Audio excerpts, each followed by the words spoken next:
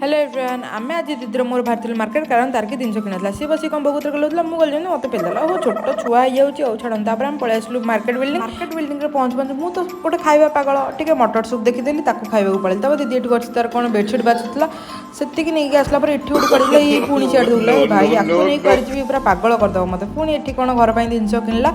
जिन किन सारा मत गोटे चाबी बहुत क्यूट लगे मुझे दीदी प्लीज ये मत सूर्य कौ पटे उदय होता है दीदी मत सागे सागे देला यहाँ गोटे जोक था से मतलब सब जिन दिए एक्चुअली छाड़ ताको निंदा कथा ना मारदेव ना मत तापर से जिन नहीं आसलु पिलाटी गोटे जोता दुकान गला से जोता पसंद है पुणी आउ गोटे दुकान गला से गोटे जोता फाइनाल कला मत कहला तू टे बार्गेनिंग कर मुझे बार्गेनिंग कर मुझे माहिर थी बार्गेनिंग कर मिशन कम्प्लीट हो सारा जोता कि झीर पसंद है पुणी श्रीलेदर चली आसला देखो ये हूँ मो बड़ भणी एका एका मत छाड़ी रोड क्रॉस कर पड़ो देखते छुआ कौन हो एका एका सब किणवार लगे मत किसी देलानी ना गोटे चाबी रिंग देती किसी न दूसरा ताको ये किसी पसंद आसलानी तो आज भिडियो किसी एमती तो सांग मैंने भिडियो आपको केमी लगे।